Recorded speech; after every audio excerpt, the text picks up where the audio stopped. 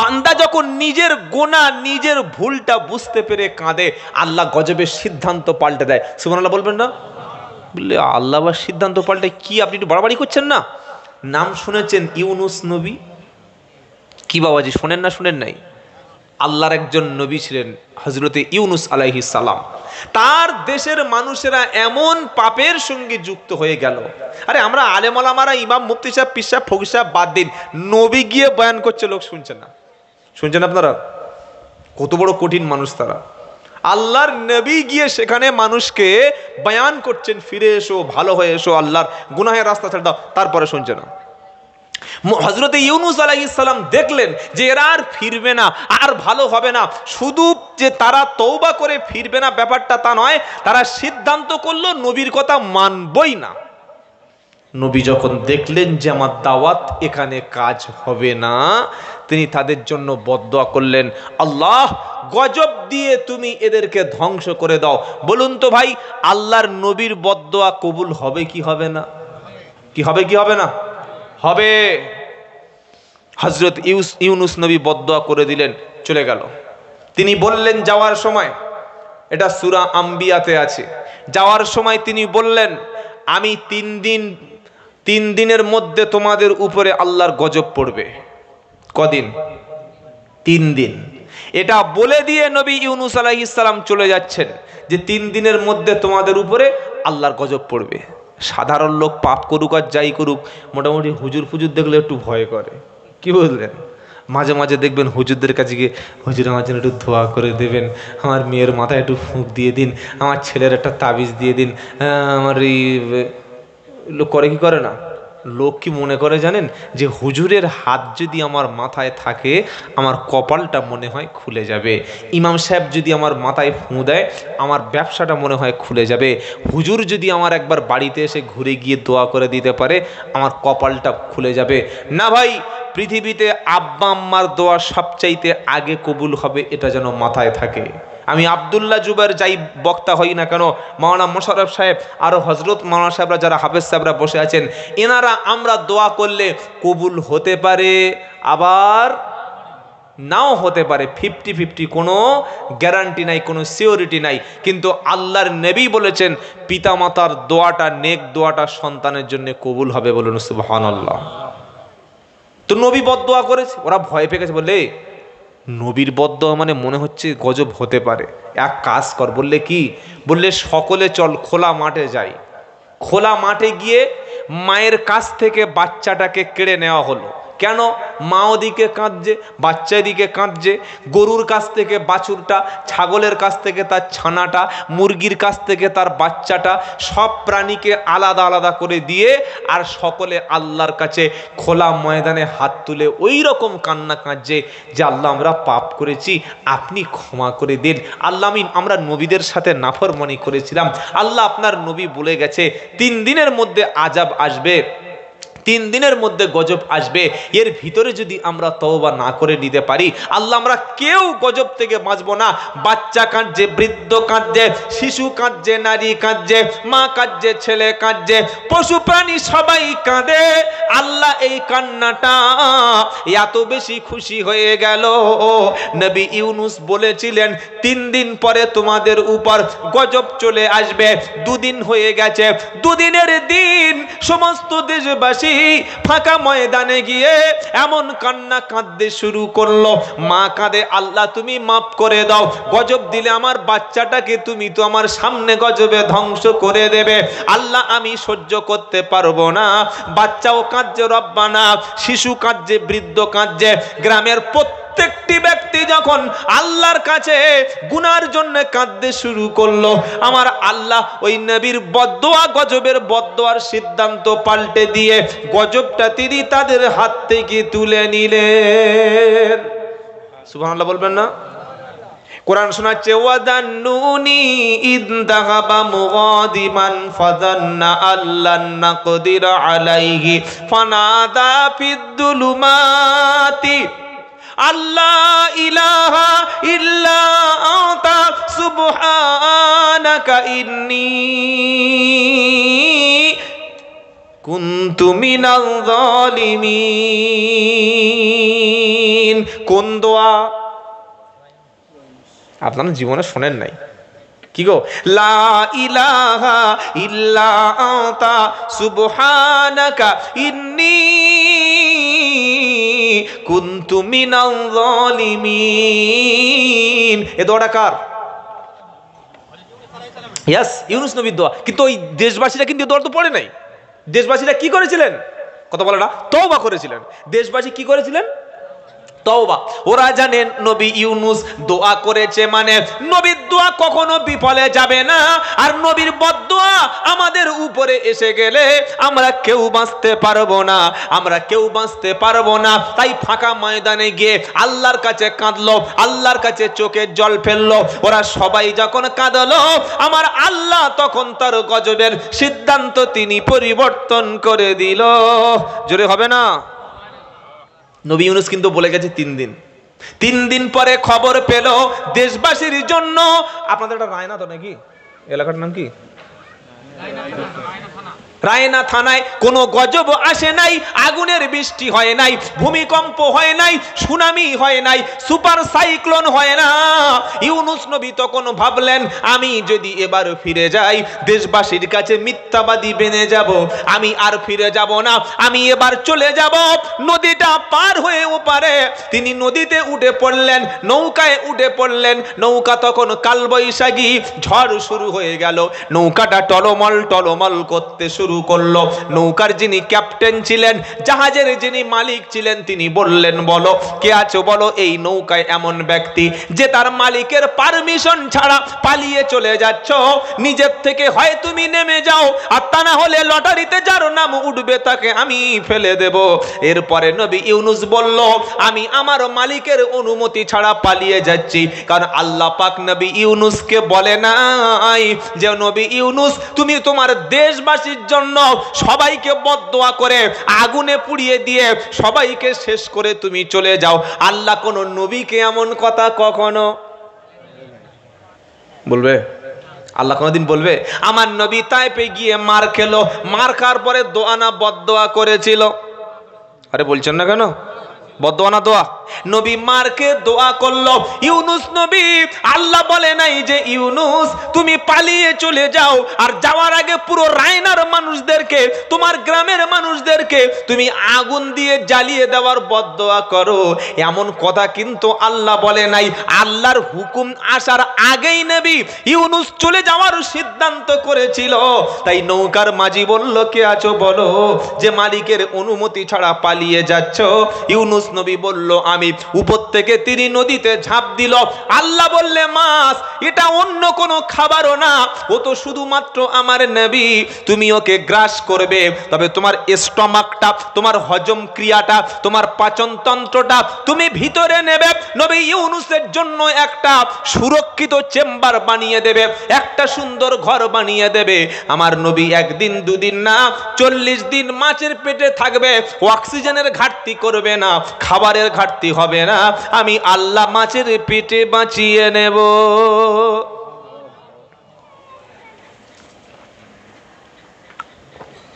অনেক শিক্ষিত ছেলে বলবে, এই বক্তা শিওর গাঁজা খায়, শিওর গাঁজা খায়।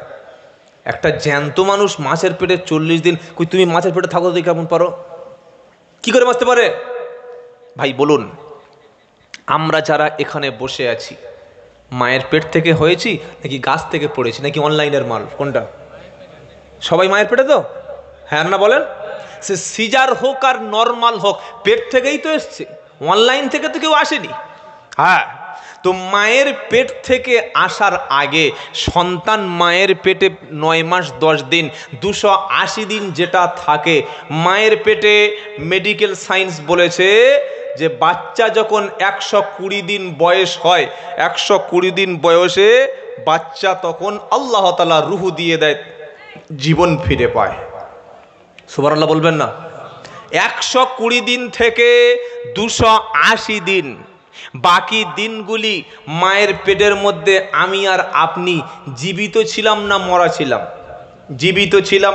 সেখানে প্রোটিন, সেখানে ফ্যাট, সেখানে আয়রন, সেখানে মিনারেল, যা কিছু আমাদের একটা প্রাণীর বেঁচে থাকার জন্য প্রয়োজন, ওই 120 দিন থেকে 280 দিন বয়স পর্যন্ত আল্লাহ মায়ের পেটে বাঁচিয়ে রেখেছিলেন না রাখেন নাই?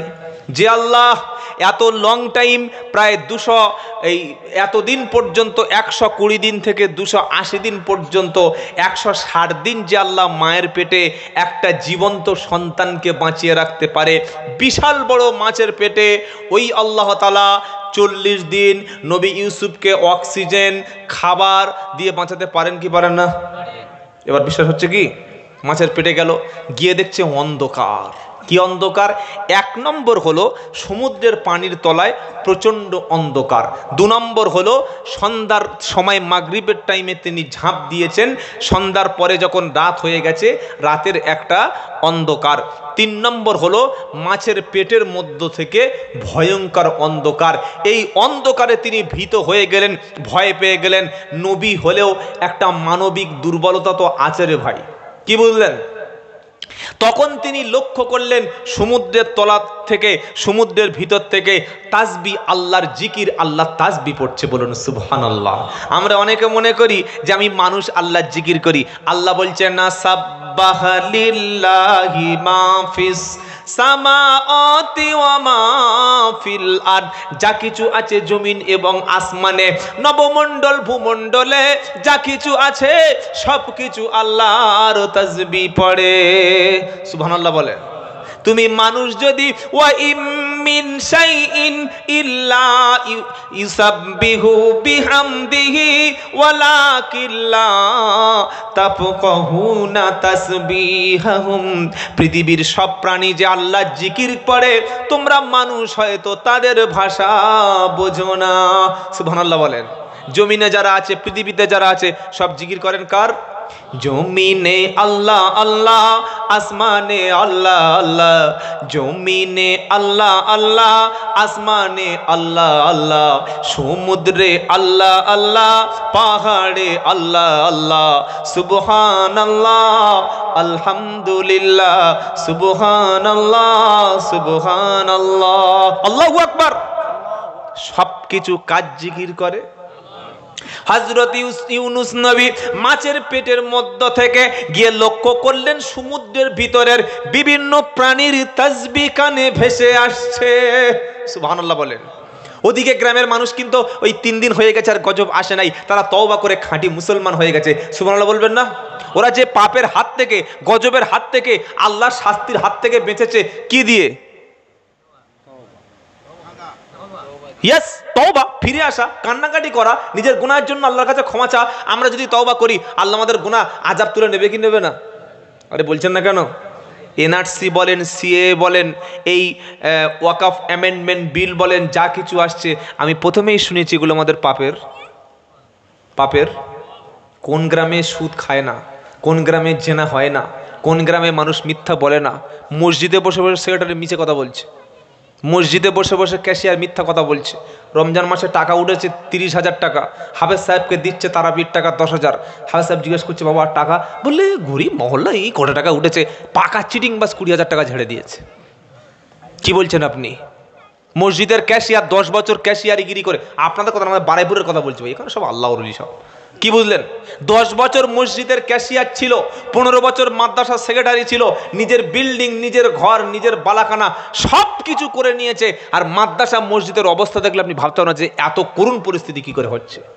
গ্রামের লোক বললে এইভাবে তো মসজিদ চলতে পারে না, মসজিদের এই দুর্দশা, ইমামের ঠিক মতো বেতন নাই, গ্রামের ছেলেদের লেখাপড়া শিখতে পাচ্ছে না, মহল্লার মধ্যে একটা পরিস্থিতি। সকলে বললো, ক্যাশিয়ার সাহেব আপনার পদ ছেড়ে দিতে হবে, হিসেব দিন। এই যে আপনি 2014 থেকে 2024, 2025, 11 বছর আপনি ক্যাশিয়ারের পদ সামলেছেন, মসজিদের সেক্রেটারি ছিলেন, হিসেব দিন। মসজিদের 6 বিঘে জমি, ক্যাশের টাকা, গ্রামের লোকের বিভিন্ন খাতের দান সদকা, এইসব ঈদের সময় টাকাগুলো কই? হিসেব দিন। সেক্রেটারি তো কি আর বোগালক সেক্রেটারি হয়? কি বোগালক সেক্রেটারি হয় নাকি? সবচাইতে চালাক মাল মসজিদের সেক্রেটারি হয়। ক্যাশিয়ার আরো চালাক, মুতাআল্লি ডবল চালাক। তখন চুপচাপ আছে, মুচকি মুচকি হাসছে। কি বুঝলেন? আর দুষ্টু লোকের একটা স্বভাব হচ্ছে মুচকি মুচকি হাসা। হ্যাঁ, তখন বলছে, চুপ, সবাই চুপ করো। গ্রামের লোক বলছে কি ব্যাপার, টাকার হিসেব চাইছি, চুপ করতে বলছে। চোরের মায়ের,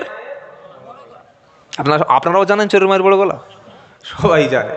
বলছে হিসাব দাও, বললে আগে যারা 20 বছর ছিল তাদের খাতা দাও, তাদের হিসাব দাও। এবার কার ধরবে ধরো, কি বুঝলেন? আগে যারা 20 বছর ছিল তাদের হিসাব দাও, আর আমার কাছ থেকে 10 বছরের হিসাবটা নাও। তো গ্রামের লোক তখন দোয়া ইউনুস পড়তে শুরু করেছে, হিসাব কোথায় পাবো? আগের সে লোক তো খেয়ে মারা গেছে, আর এসে একই রাস্তা ধরেছে। আল্লাহর কাছে জবাব দিতে হবে।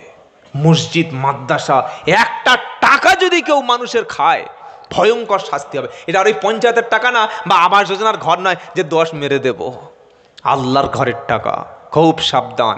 ইমাম সাহেবকে যোগ্য বেতন দেবেন, মুয়াজ্জিন সাহেবকে যোগ্য বেতন দেবেন। মসজিদে বাচ্চারা যাতে পড়ার পরিবেশ থাকে, পরিবেশ তৈরি করবেন। মসজিদ মহল্লার মধ্যে কোনো মেয়ের বিয়ে না হলে মসজিদের ক্যাশিয়ার পাড়া থেকে চাঁদা তুলবে।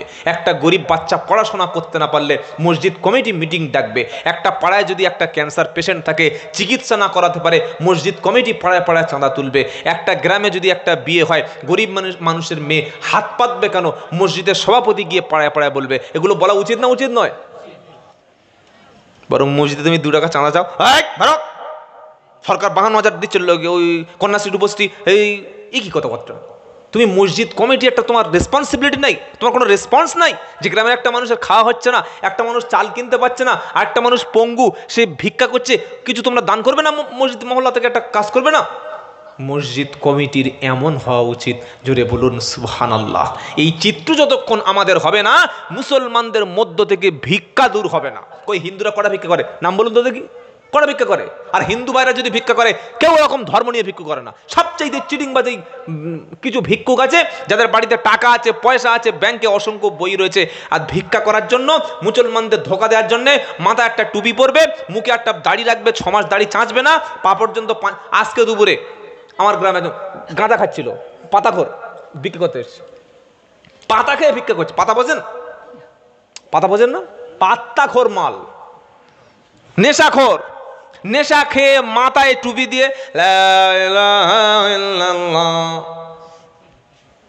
কিরকম কিরকম মানে শাস্তি দেওয়া দরকার, আপনি ভাবুন একবার, চিন্তা করুন একবার। ধর্মের অপমান করছে, মাদ্রাসার নাম করে পাড়ায় গাড়িতে গাড়িতে চাঁদা তুলছে আসছে, দেখছেন না? কি বলছেন?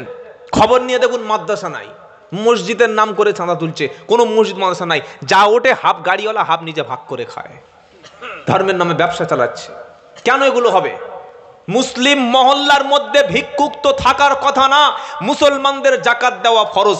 ফিতরার, আমার আগে হযরত বলছিলেন ফিতরার কথা। ফিতরা, জাকাত, কুরবানি, গরিবের হক, এগুলো আমরা যদি সমস্ত মানুষ যদি একে অপরের প্রতি একটু সহানুভূতি, একটু হাত বাড়ি দিই, আমার ভাইটা গরিব থাকবে কেন?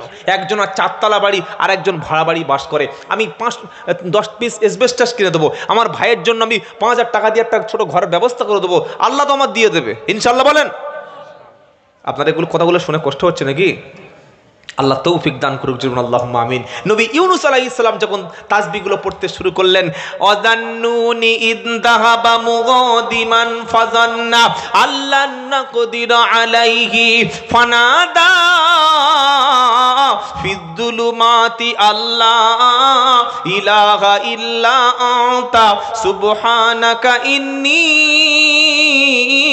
কুনতু মিনাল যালিমিন। নবী ইউনুস আলাইহিস সালাম তিনি দেখলেন মাছের পেটে চলে এসেছি, এখান থেকে বার হওয়ার কোনো রাস্তা নাই। তিনি বললেন, আল্লাহ আপনি পবিত্র, আপনি ছাড়া কোনো ইলাহা নাই, আপনি মহান, আপনি সর্বোচ্চ, আপনি মহান। আমি অপরাধীদের মধ্যে পড়ে গেছি আল্লাহ, আমি জুলুম করেছি আল্লাহ। তিনি যখন বারবার এই দোয়া ইউনুসটা পড়তে লাগলেন, একবার দুবার তিনবার না, 40 দিন যখন দোয়া ইউনুস পড়তে শুরু করলো, তিনি ডেকেছে মাছের পেটের মধ্যে, আওয়াজটা পৌঁছে গেছে আরশ আজিমে, আমার আল্লাহ ডাকের সাড়া দিয়েছে। জোরে বলুন সুবহানাল্লাহ। মুসলমান তুমি আল্লাহকে ডাকো, কোনো পীরের কাছে নয়, কোনো কবরে নয়, কোনো মাজারে নয়, কোনো বাবার কাছে না। জীবিত হোক আর মৃত হোক, সে তোমার কোনো উপকার করতে পারে না। কবরে যিনি শুয়ে আছেন তার নিজের ভালো নিজের মন্দ তিনিও কোনো উপকারের মালিক না। ডাকতে হলে আল্লাহকে বলো, বলতে হলে আল্লাহকে বলো, চাইতে হলে আল্লাহকে বলো। মুসলমান মাজারে কেন যাবে? নবী ইউনুস কোন মাজারে গিয়েছিল? কোন পীরের কাছে সাহায্য চেয়েছিল? তিনি ইয়া আলী বলে কি ডেকেছিল? ইয়া খাজা বলে কি ডেকেছিল? ইয়া আল্লাহ বলে শুধু ডেকেছিলেন? তিনি বললেন লা ইলাহা ইল্লা আনতা সুবহানাকা ইন্নী কুনতু মিনাল যালিমিন। এই জিকিরটা, এই তাসবিহটা, এই শর্তটা আল্লাহর কাছে এত বেশি কবুল হয়ে গেল, আমার আল্লাহ পাক আরশ থেকে নবী ইউনুসের ডাকে সাড়া দিল। সুবহানাল্লাহ বলেন। কি সাড়া দিয়েছেন? সঙ্গে সঙ্গে তারপরে আয়াত আল্লাহ বলছে ফাস্তাজাবনা লাহু ওয়া নাজ্জাইনাহু মিনাল গাম্মি ওয়া কাযালিকা নুনজিল মুমিনিন। আমি নবী ইউনুসের ডাকে সাড়া দিলাম, নবী ইউনুসের ডাকে সাড়া দিলাম, তার বিপদ থেকে, তার টেনশন থেকে, তার চিন্তা মুক্ত করে দিলাম। আর এমন ভাবে মুমিনরা যদি বিপদে পড়ে ইউনুসের মতো আমাকে ডাকে, আমি আল্লাহ বিপদ থেকে বাঁচিয়ে নেব। বাবাজিরা, আল্লাহ ভাইরা, জ্ঞানীজনেরা, সুধী মানুষেরা, দোয়া ইউনুস পড়ার সময় এখনো কি আমাদের আসেনি? এখনো আমাদের হাতে তাস, এখনো আমাদের হাতে আল্লাহর কোরআন উঠল না? ইউনুস নবীর চাইতে কি বেশি বিপদ আমরা পড়ি নাই? ভেবে দেখুন। আপনার মসজিদ, আপনার মাদ্রাসা, আপনার কবরস্থান, আপনার ঈদগাহ সব তো চলে গেছে। এখনো আপনি দোয়া ইউনুস নাই, তাসবি নাই, জিকির নাই। আহা, মুসলমানের ছেলে আল্লাহ চেনে না, কলেমা জানে না, কি করে বিবির কাছ থেকে শোয়ার পরে উঠে এসে পবিত্র হতে হয় এইটুকুই সমাজে জানে না। জুমার নামাজ পড়তে গেছে, পাশের লোক 4 রাকাত পড়ছে, ও 4 রাকাত পড়ছে। পাশের লোক সালাম ফিরে দিচ্ছে, ও সালাম ফিরিয়ে দিচ্ছে। পাশের লোক আঙুল তুলছে, ও আঙুল তুলে দিয়েছে। পাশের লোক নিয়ত মারছে, ও নিয়ত মারছে। নিজেই জানে না যে নামাজ কি জিনিস। এই 3 দিন আগে আমার একটা প্রোগ্রাম ছিল হুগলিতে। মসজিদে এসে নামাজ পড়ছি। আমি এখন মুসাফির আছি। মুসাফির মানে বাড়ি থেকে 48 মাইল বা প্রায় 78 কিলোমিটারের মতো যদি কেউ দূরে চলে যায়, তাহলে তার জন্য ফরজ নামাজ 2 রাকাত, সুন্নাত নাই। শুধু ফজরের সুন্নাতটা নবীজি পড়তেন। ফজরে 2 রাকাত সুন্নাত, 2 রাকাত ফরজ পড়বে। জোহরে শুধু 2 রাকাত ফরজ পড়বে। আসরে 2 রাকাত ফরজ। মাগরিবে শুধু 3 রাকাত ফরজ। আর এশার 2 রাকাত ফরজ, 3 রাকাত বিতির, এটা পড়বে। আমি হুগলিতে এসেছি। আমার বাড়ি থেকে তখন তারপর দেখলাম প্রায় 99 কিলোমিটার হুগলি, ওই থানাটা। এবার আমি যদি জামাতে নামাজ পড়ে, মুসাফির এসে দেখছেন জামাত হচ্ছে, জামাত ধরবে। জামাতে পড়তে গেলে তখন কত পড়তে হবে? 4 রাকাত। তো আমি এসে জামাত পেয়ে গেছি, জামাতে নামাজটা পড়লাম 4 রাকাত। এবার আমি ক রাকাত পড়বো? এশার বিতের 3 রাকাত। আর বারান্দায় এসে 3 রাকাত পড়ছি, আমার পাশে দিকে একজন দাঁড়িয়ে আছে, বেশ বয়স মোটামুটি খুব কম হয়নি। আমি আল্লাহু আকবার বলে নিয়ত করলাম, সেদিকে আল্লাহ বলে নিয়ত করলাম। আমি রুকুতে যাচ্ছি, সেদিকে রুকু যাচ্ছে। আমি যা করছি তাই। কি হচ্ছে? এবার আমি 2 রাকাত পড়ে আত্তাহিয়াতু পড়ে উঠেছি, বিতের নামাজ 3 রাকাত পড়বো। ওদিকে আত্তাহিয়াতু পড়ে উঠে দাঁড়িয়েছে। ও তো মুকিম, ওই স্থানীয় লোক, তার তো 2 রাকাত সুন্নাত 3 রাকাত বেতন পড়া উচিত। ওদিকে উঠে দাঁড়িয়েছে। কি হলো ব্যাপারটা? মানে আমি যা করছি ও তাই করছে। চিন্তা করতে পারছেন? নামাজটুকুই জানে না। এটা লজ্জা পাওয়ার কথা। এটা আমাদের জাতীয় লজ্জা যে আমি নামাজ এখনো শিখি নাই। তো ভাই, আপনারা যারা এসেছেন হয়তো অনেকে জানেন না, অনেকে ভাবছেন যে আমাকে তাহলে কিরকম লজ্জা দিচ্ছে। না ভাই, আমি প্রথমেই শুনিয়েছি আল্লাহ চায় বান্দা যেন গুনাহমুক্ত জীবনযাপন করুক, বান্দা যাতে ফিরে আসে। আমরা জানি না এই কথাটা বলতে বলতে জীবন চলে যাবে আমার, আমি শিখবো না। বাড়ি ফিরে গিয়ে প্রথমে মসজিদের যোগ্য ইমামের কাছে বসুন। দাওয়াত ও তাবলীগের পবিত্র মেহনত সারা পৃথিবীতে হচ্ছে। আপনার হাতে সময় থাকলে আল্লাহ রাস্তায় বার হন, যে কোনো ভাবে যে কোনো মূল্যে আপনাকে নামাজ, কোরআন, দিন এটা শিখতেই হবে। কিয়ামতের দিন বললে হবে না যে আল্লাহ হাতে সময় ছিল না। সেদিন এমন বাড়ি পড়বে, সেদিন হাত ভেঙে ফেলবে। শিখবো ইনশাআল্লাহ। নবী ইউনুস যখন দোয়া করলেন যে আল্লাহ আমি তো অপরাধ করেছি, আমি নিজের দোষ স্বীকার করছি, আল্লাহ আপনি মহান। আল্লাহ বললেন ফাস্তাজাবনা লাহু ওয়া নাজাইনাহু মিনাল গাম। আমি ইউনুসের ডাকে সাড়া দিলাম, এই কঠিন বিপদ থেকে তাকে বাঁচিয়ে নিলাম। আর এমনি করে মুমিনদেরকে আমি আল্লাহ বিপদ থেকে বাঁচিয়ে নিই। বলুন সুবহানাল্লাহ। বাবাজিরা, আল্লাহ ভাইরা, নবী ইউনুস আলাইহিস সালাম তিনিও বেঁচে গেলেন মাছের পেট থেকে। 40 দিন পর আল্লাহ বলেন, এই মাছটাকে নিয়ে সমুদ্রের একটা কিনারায় চলে গিয়ে এমন ভাবে সমুদ্রের কিনারায় তাকে ফেলে দিবি আমার নবী ইউনুস যেন কোনো কষ্টই না পায়। জোরে বলুন সুবহানাল্লাহ। তিনিও বেঁচে গেলেন, তার গ্রামের সমস্ত মানুষ তারাও এই কঠিন বিপদ থেকে বেঁচে গেল। কারণ তারা কি করেছিল? তাওবা। কি করেছিল বলেন? তাওবা। আমরা যেটা করব সেটা কি? তাওবা। ইনশাআল্লাহ বলেন। যারা তাওবা করবে, ইসলাহ করবে, নিজের জীবনকে সংশোধন করে নেবে, আল্লাহ বলছে আমি আল্লাহ তাদেরকে মুমিনদের সাথে মহা পুরস্কার দেব। জোরে বলুন সুবহানাল্লাহ। ইল্লাল্লাযীনা তাবু আসলাহু ওয়া আতাসামু বিল্লাহি ওয়া আখলাসু দীনাহুম লিল্লাহ ফাউলাইকা মাআল মুমিনিনা ওয়া সাওফা ইউতিল্লাহুল মুমিনিনা আজরান আযীমা। 5 নম্বর পারা 20 নম্বর পৃষ্ঠা 13 নম্বর লাইনের 146 নম্বর আয়াত, সূরার নাম নিসা। আমার আল্লাহ বলছে ইল্লাল্লাযীনা তাবু, কিন্তু যারা তওবা করবে, আর ও আসলাহু নিজেদের আমলকে কাজকে যারা সংশোধন করে নেবে, ও আতাসামু বিল্লাহ আল্লাহকে মজবুত করে ধরবে যারা, ও আখলাসু দীনাহুম লিল্লাহ আল্লাহর দ্বীনকে খালিসভাবে একনিষ্ঠভাবে মেনে নেবে যারা, আমার আল্লাহ বলছে ফাউলা ইকামা আল মুমিনিন, ওরা কিন্তু মুমিনদের সাথী হবে। কাদের সাথী হবে? জোরে বলেন, কাদের সাথী হবে? মুমিনদের সাথী হবে। আল্লাহর নবী বলেছেন আত্তাইবু মিনাল যামবি কামাল্লা যামবালাহু। যখন কোনো বান্দা কোনো গুনাহ করে, কোনো অপরাধ করার পরে যখন ফিরে আসে, সে যখন তওবা করে, নবী বলছেন তওবাকারী ব্যক্তি আল্লাহর কাছে এত পবিত্র হয়ে যায় সে যেন কোনো গুনাহ করে না। সুবহানাল্লাহ বলবেন না?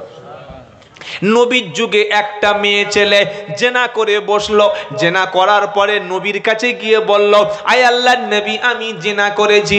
আমার নবী মুখটা ফিরিয়ে নিল, আবার বলল, আল্লাহর নবী আমি জেনা করেছি, আমার শাস্তি দিন। জেনার শাস্তি ইসলাম বলছে আযানিয়াতু ফাজলিদু কুল্লা ওয়াহিদিম মিনহুমা মিয়াতা জাল্লা। জেনাকারী পুরুষ হোক আর নারী হোক, সে যদি জেনা করে তার শাস্তি হলো 100 চাবুক পড়বে। আর যদি কেউ বিয়ে করে জেনা করে তার শাস্তি হলো রজম করতে হবে, পাথর মারতে মারতে মেরে ফেলতে হবে। নারীটি বিয়ে করার পরেও সে জেনারও কাজে লিপ্ত হয়ে গেছে। আল্লাহর নবীকে বললেন, নবী আপনি আমাকে শাস্তির ব্যবস্থা করুন। 3বার যখন বললেন, আমার নবী যখন মুখটা ফিরিয়ে নিলেন, আবার বললেন, নবী আপনি আমাকে পবিত্র করুন, পবিত্র না করলে আমি হয়তো জাহান্নামে চলে যাব। আল্লাহর নবী বললেন তুমি তওবা করো। নারীটি বললেন আল্লাহর নবী কিভাবে তওবা করব, আমার পেটে তো বাচ্চা এসে গেছে। আমার নবী বললেন বাড়ি ফিরে যাও, বাচ্চা যেদিন তোমার ভূমিষ্ঠ হবে, যেদিন বাচ্চাটা ডেলিভারি হবে, আবার তুমি আমার কাছে ফিরে আসবে। নবীর কাছে এসে বলেন হুজুর আমার বাচ্চা হয়েছে, আপনি আমাকে পবিত্র করুন। নবী বললেন বাচ্চাটা কি দুধ খাচ্ছে? সে বলল হ্যাঁ। আমার নবী বললেন বাচ্চাটা দুধ ছাড়ানো পর্যন্ত তুমি অপেক্ষা করো। বাচ্চার বয়সটা 2 মাস হলো, ওই মহিলা বাচ্চার হাতে একটা খাবারের টুকরা ধরিয়ে দিয়ে বিশ্ব নবীর কাছে এসে বললেন নবী এবার আমার তওবাটা করিয়ে নিন, আমাকে পবিত্র করিয়ে নিন। আল্লাহর নবী বলছেন ওকে নিয়ে চলে যাও ফাঁকা ময়দানে গিয়ে জনসমুখে সবার সম্মুখে ওকে পাথর মারতে মারতে ওকে আল্লাহর শরীয়তের বিধান যেটা সেটা তোমরা কার্যকর করো। ওই মহিলার যখন পাথরগুলো লাগছিল রক্তগুলো চতুর্দিকে ছড়িয়ে ছিটিয়ে পড়লো। একজন মুসলমান বলল দুর্নাপাক রক্ত, একজন মুসলমান বলল জেনাকারীর রক্ত। সাহাবারা বললেন খবরদার এমন কথা বলবে না। নবীর কাছে খবর যখন পৌঁছে গেল আমার নবী বললেন ওই মহিলাটা এমন খালেস নিয়েতে তওবা করেছিল, এমন বেশি তওবা করেছে, ওর তওবাটা আমার আল্লাহ এমন ভাবে কবুল করেছে, ওর তওবাটা মদিনার মধ্যে যদি সবার ভাগ করে দেয়া হয় সবার গুনাহ মাফ হয়ে যাবে।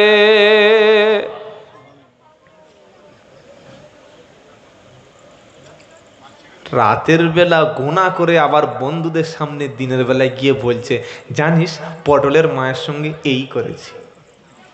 লজ্জা আছে? ছি ছি ছি ছি ছি ছি, আস্তাগফিরুল্লাহিল আযীম। বিয়ে করার আগে মেয়েদের সাথে কি করেছে সেটা আবার বাসর রাত্রে বউয়ের সাথে বলছে জানো আমি একটা খেলোয়াড় ছিলাম। আস্তাগফিরুল্লাহ আস্তাগফিরুল্লাহ। কোনো লজ্জা শরম আছে? গোনা করে যদি কেউ গোপন করে আল্লাহ গোপনে মাফ করে দেবে, আর গোনা করে যদি প্রকাশ করে ডবল শাস্তি হবে। তার মতো বাজে পৃথিবীতে একটাও নাই যে গোনা করে করে আবার লোকের কাছে গল্প করে। এ বাবাজি এরকম লোক আছে না নাই? রাতের বেলা একটা গোনা করেছে, মদ খেয়েছে, চুরি করেছে, জেনা করেছে, অপরাধ করেছে, ওটা আবার বুক ফুলিয়ে বলছে জানো আমি অমুক কাজ করেছিলাম। এটা হলো ফাসিক। এটা কি জোরে বলেন? পাপ করেছে আল্লাহ বলছে ফেরেশতা এই ফেরেশতা বলছে কি আল্লাহ? কি আল্লাহ বলুন? ফেরেশতা বলছে আল্লাহ তুই এক্ষুনি পাপ করেছে, টাটকা করেছে, টাটকা এখনো দাগ হয়েছে শুকোয়নি, এখনো দাগ লেগে আছে পাপের, লিখে নি। আল্লাহ লিখি। আল্লাহ বলছে দাঁড়া দাঁড়া। ও যে অপরাধ করেছে ফজর পর্যন্ত সময় দে, ফজর পর্যন্ত অবকাশ দে, সকাল পর্যন্ত দেখ। তবে পাপ যে করেছে ওর জন্য একটা গোনা লিখে রাখ। কটা? জোরে বলেন না কটা? একটা। দেখ তওবা করে কি।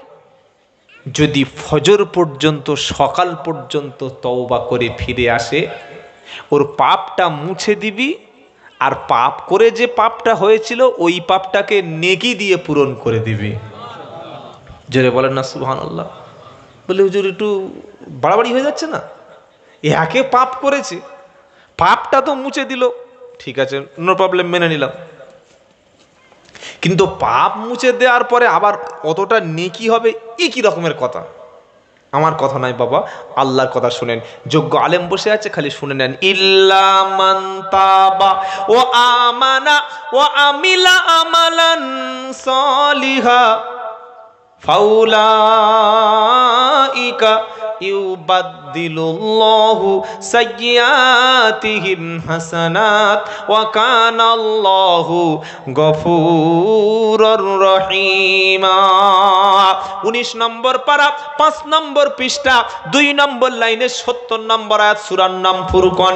কোরআন শোনাচ্ছে ইল্লা মান তাবা ও আমানা ওয়া আমিলা আমালান সালিহা।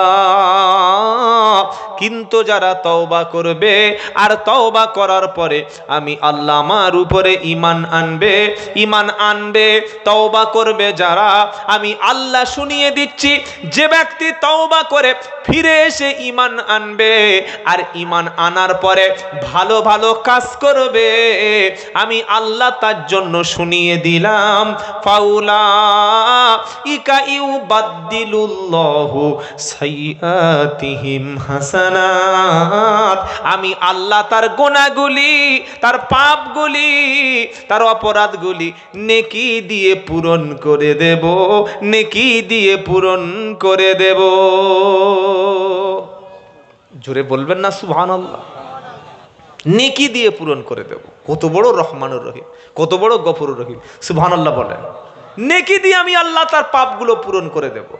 তাহলে আল্লাহ এত বড় ক্ষমাশীল, এত বড় দয়াবান, পৃথিবীর দয়া মায়া মহাব্বত প্রেম প্রীতি ভালোবাসা 100 গুণ ভাগ করেছে। কগুণ? প্রেম প্রীতি ভালোবাসা মায়া মহাব্বত ভাগ করেছে 100। একটা পার্সেন্টেজ মানুষকে দিয়েছে, গরুকে দিয়েছে, গাধাকে দিয়েছে, পৃথিবীর যত প্রাণী আছে 1% ভালোবাসা সবার মধ্যে আল্লাহ দান করে দিয়েছে। ওই ভালোবাসার জন্যে স্ত্রী বাপের বাড়ি চলে গেলে স্বামী তার ঘুম আসে না, স্বামী মারা গেলে স্ত্রী শান্তিতে থাকতে পারে না। আবার বাচ্চা মায়ের জন্য কান্নাকাটি করে, বাচ্চাকে হারিয়ে মা অন্ধ হয়ে যায়, বন্ধু বান্ধবীকে হারিয়ে মানুষ একদম পাগল পর্যন্ত হয়ে যায়, আপনজন প্রিয়জন ছেড়ে গেলে মানুষ ডিপ্রেশনে পড়ে যায়। এ কতটুকু ভালোবাসা পেয়েছে? ওই 100 ভাগের 1 ভাগ সারা পৃথিবীতে যা পেয়েছে তার মধ্যে সামান্য পেয়ে এই ভালোবাসায় মানুষের অবস্থা যদি এমন অবস্থা হয়ে যায়, ওই 99 ভাগ ভালোবাসা যে আল্লাহর কাছে আছে, বলুন সে আল্লাহ বান্দাকে কত ভালোবাসে। জোরে বলুন সুবহানাল্লাহ। আল্লাহর নবী সাল্লাল্লাহু আলাইহি সাল্লাম বসে আছেন, নবীর সামনে একবার একটা যুদ্ধবন্দী মহিলা এলো। আসার পরে মহিলাটা বলছে আমার বাচ্চা কই, আমার বাচ্চা কই, কোথায় গেল আমার বাচ্চা? নবীজি বললেন দেখো বাচ্চাটা কার কোলে আছে। বাচ্চাটা খুঁজতে খুঁজতে খুঁজতে খুঁজতে দেখতে পাওয়া গেল একটা মহিলার কোলে ওই মহিলার বাচ্চা। সঙ্গে সঙ্গে মহিলা যখন বাচ্চার কাছে হাত দুখানা তুললো, বাচ্চাটা ঝাঁপ দিয়ে মহিলার কোলে চলে আসলো। আমার নবী বললেন সাহাবা ওই মহিলা কি পারবে এবার তার বাচ্চাকে আগুনে ছুঁড়ে ফেলে দিতে? আল্লাহর নবীর সাহাবা বললেন ইয়া রাসূলুল্লাহ, ইয়া হাবিবাল্লাহ, কখনোই মহিলা পারবে না, ওই বাচ্চাটাকে আগুনে ছুঁড়ে ফেলতে পারে না। আমার নবী বললেন শোনো সাহাবারা, মহিলা যেমন তার বাচ্চাটাকে আগুনে ছুঁড়ে ফেলতে পারে না, কারণ সেটা তার বাচ্চা। মহিলা যেমন তার বাচ্চাকে ভালোবাসে, আমার আল্লাহ ওই মহিলার বাচ্চা যেমন ভালোবাসে তার চাইতে তার বান্দাকে 100 গুণ বেশি ভালোবাসে। বান্দা যেমন আপন মানুষ যেমন তার নিজের বাচ্চাকে আগুনে ফেলতে পারে না, ঠিক আল্লাহ তেমন বান্দাকে ওই জাহান্নামে দিতে। তবে আমরা জেমাল বাইরে থাকবো না, কি বুঝলেন? কেন? কারণ বান্দা হতে হবে। কি হতে হবে? কি হতে হবে বলেন? বান্দা হলেই তবে আল্লাহর রহম হবে। তো বান্দা কারা? ওয়া ইবাদুর রাহমানিল্লাযীনা ইয়ামশুনা আলাল আরদি হাওনা ওয়া ইযা খাতাবাহুমুল জাহিলুনা ক্বালু সালামা ওয়াল্লাযীনা ইয়াবিতুনা লিরাব্বিহিম সুজদান ওয়া কিয়ামা ওয়াল্লাযীনা ইয়াকুলুনা রাব্বানা সরিফ আন্না আযাবা জাহান্নাম ইন্না আযাবাহা কানা গরামা। আল্লাহর পারা নম্বর 19 পৃষ্ঠা নম্বর 4 লাইন নম্বর 6 আয়াত নম্বর 64 সূরার নাম সূরা ফুরকান। আল্লাহ বলছে আমার বান্দা তারা, ওরা জমিনের উপরে পৃথিবীর উপরে যখন চলবে শান্তভাবে নম্রভাবে চলবে, আর জাহিল মূর্খ কোন অশিক্ষিত মূর্খ লোক যখন তার সঙ্গে তর্ক করবে, আমার বান্দা তখন তর্ক ঝামেলা না গিয়ে দিয়ে সালাম জানিয়ে সেখান থেকে চলে যাবে। এটা হলো বান্দার চালচলন। আর রাত যখন হবে ওই বান্দার স্বভাবটা তখন পাল্টে যাবে। বান্দা রাতের বেলা কি করবে? কোরআন শোনাচ্ছে ওয়াল্লাযীনা ইয়াবিতুনা লিরাব্বিহিম সুজদাও ওয়া কিয়ামা। রাত যখন গভীর হবে বান্দা তখন সিজদা দেবে আর কিয়ামা দাঁড়িয়ে দাঁড়িয়ে নামাজ আদায় করবে। সিজদা দেবে, দাঁড়িয়ে নামাজ আদায় করবে আর আল্লাহর কাছে কাঁদবে আর বলবে ওয়াল্লাযীনা ইয়াকুলুনা রব্বানা সরিফ আন্না আযাব জাহান্নাম। আয় আল্লাহ তাআলা, তুমি জাহান্নামের আযাব থেকে আমাদের বাঁচিয়ে নাও, কারণ জাহান্নামের শাস্তি তো নিকৃষ্ট শাস্তি, নিকৃষ্ট শাস্তি। এটা একটা মুমিন বান্দার মধ্যে থাকবে। জোরে বলুন। এই চরিত্র আছে আমাদের মধ্যে? গোনা করে বুক ফিরিয়ে ঘুরে বেড়াচ্ছি, মসজিদের সামনে সিগারেট টানতে চলে যাচ্ছে জওয়ান ছেলে, মরার ভয় নাই। আস্তাগফিরুল্লাহিল আযীম। আর বাড়ির মহিলাদের মধ্যে পর্দার কথা বলে লাভ নাই। এখন ইয়ং মেয়েদের একটাও কারোর বুকে ওড়না নাই, আছে? বলছেন না কেন? কি গো, আগে মা চাচিরা দাদিরা খালারা কতটা লজ্জাশীলা ধার্মিকা ছিল, সেজন্য তো আল্লাহ তাদের পেটে গর্ভে নেক সন্তান দান করতেন। বলুন সুবহানাল্লাহ। 18 বছর 20 বছর 22 বছরের মেয়ের মধ্যে হায়া শরম লজ্জা ভয় কিচ্ছু নাই, পরোয়া করে না। বেটা ছেলেদের ভিড়ে এরকম বুক উঁচু করে চলে যাচ্ছে, কাউকে দেখে লজ্জা করে না। না আছে লজ্জা, না আছে শরম, না আছে হায়া, কিচ্ছু নাই। শুধুমাত্র একটা মানুষ, তাই মানুষের মতো চলছে। আল্লাহ বলছেন আমার বান্দাদের প্রতি আমি ক্ষমাশীল হব। মা যেমন তার বাচ্চাকে আগুনে ফেলতে পারে না, আমি আল্লাহ শুনিয়ে দিচ্ছি আমার বান্দাদের জাহান্নামে। জোরে বলেন। তবে জাহান্নামে দেব না এটা সত্য, তার প্রধান শর্ত হচ্ছে আমার বান্দা হতে হবে।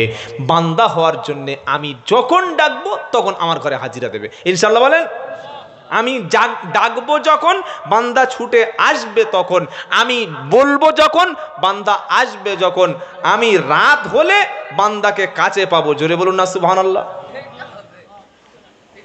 মশা এসে কানে ঢুকছে, এর শয়তান। এই বাবাজিরা, আল্লাহ আল্লাহ ভাইরা, ওই যারা জুতো চুরি করে ওদেরকে নামাজি বলে? কি বুঝলেন?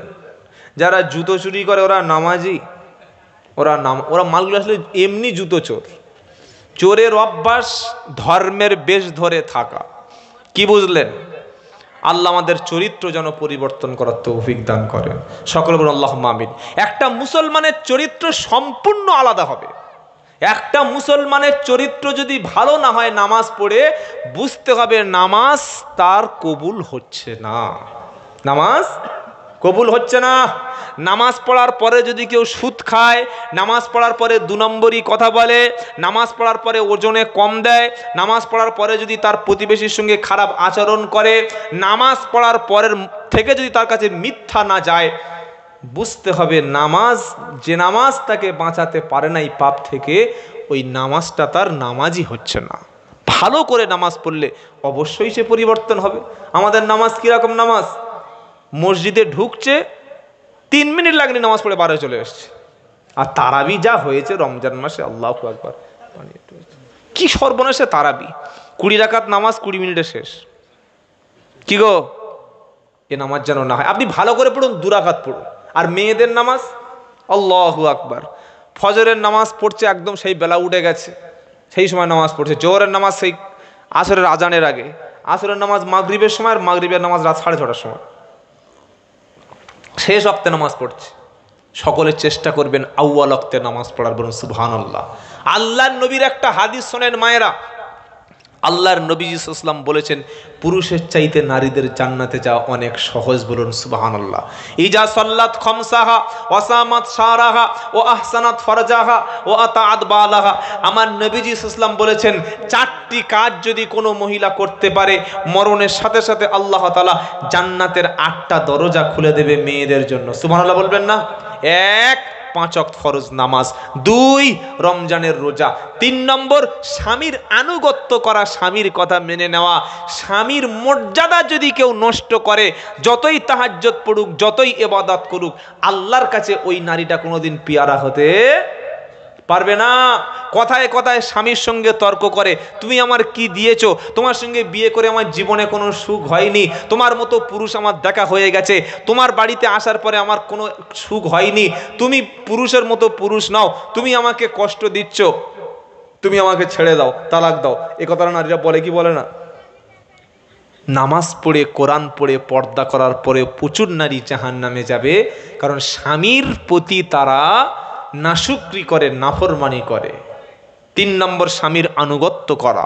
4 নম্বর কাজ মহিলাদের জন্য নবী সাল্লাল্লাহু আলাইহি ওয়াসাল্লাম বলেছেন, ও আহসানাত ফারজাহা, স্ত্রী তার ফরজ পর্দা, তার লজ্জাস্থান, তার শালীনতা পোশাক পরে রাস্তায় বার হবে। মহিলারা দেখবেন সবচাইতে বিয়ে বাড়িতে গেলে আর মরা বাড়িতে গেলে সেই সময় যত রকমের অসভ্যতা, যত রকমের পর্দাহীনতা সব বিয়ে বাড়ি আর মরা বাড়ি। এমনি পর্দা করবে, এমনি তাহাজ্জুদ পড়বে, এমনি বোরকা পড়বে, কিন্তু মরা বাড়িতে গেলে কিংবা বিয়ে বাড়িতে গেলে এমন ড্রেস পরে সেদিন যাবে, মানুষ ভাবতেই পারবে না যে এই মেয়েটার চরিত্র এরকম হয় কি করে।